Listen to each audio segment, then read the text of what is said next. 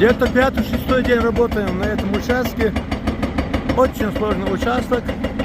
Как я говорил в последнем своем ролике, до цели осталось где-то метров 40, не больше. Ну, вот этот участок нам предстоит пройти. И он очень сложный.